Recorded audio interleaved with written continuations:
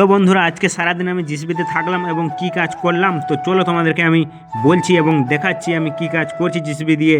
তো ফাইনালি সকাল সকাল টুল চলে এসেছি। তো এসে এখানে সবাই দাঁড়িয়ে আছি, যেহেতু গাড়িতে যাওয়া হয় কোন দিকে তো সেটাই সিলেকশন হচ্ছে।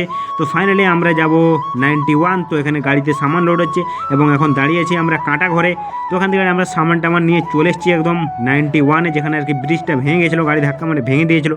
তো ওটাই আর কি আজকে ঢালাই হবে। তো এই হচ্ছে খাঁচা, দেখতেই পাচ্ছ, যেটা কালকে এনেছিলাম। আর পাশে হচ্ছে তোকটা দিয়ে বোর্ড ফিটিং করা হচ্ছে, মানে বোর্ড মারা হচ্ছে, তোমরা দেখতেই পাচ্ছ। তো যাতে দু সাইডে মশলা না বেড়ে যায় তার জন্য এখানে আর কি ঘেরা হবে, তাই জন্য বোর্ড পিটা চলছে। তো গুটি ছাড়া তো ঢালাই হবে না, এবং ওই যে গুটিও নিয়ে চলে এসছে, তো গুটি খালি হচ্ছে তোমরা দেখতেই পাচ্ছ।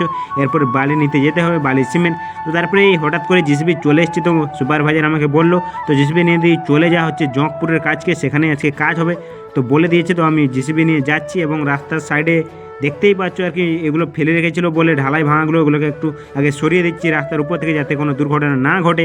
তো তারপরে আমরা চলে এসেছি একদম জঙ্কপুরের কাছে। তো তোমরা দেখতেই পাচ্ছ এই হচ্ছে যে গাড়ি যে একদম গর্ত করে দিয়েছে দাঁড়িয়ে, তো এগুলোকে আজকে মাটি ফিল্ডিং হবে। জিসিবি নিয়ে এই কাজই করবো, যে দেখতেই পাচ্ছ কাজ শুরুও করে দিয়েছি। তো এই যে অনেকটাই কাজ হয়ে গেছে, তোমরা দেখতেই পাচ্ছ এখন প্রায় কাজ শেষের মুহূর্ত হয়ে এসছে। তো আরেকটু হলেই কাজ শেষ হয়ে যাবে, তারপরে যাবো আমরা বাড়ি। তো তোমরা দেখতেই পাচ্ছ তখন আমি বসে আছি গাড়ির ওপরে। তো তারপরে আমাদের কাজ একদম কমপ্লিট, আর এখন বিকেলও হয়ে গেছে। আর আজকের ভিডিওতে তোমাদের ভিডিও ভালো লাগলে অবশ্যই চ্যানেলটি সাবস্ক্রাইব করে পাশে থাকো। চলো বেটা।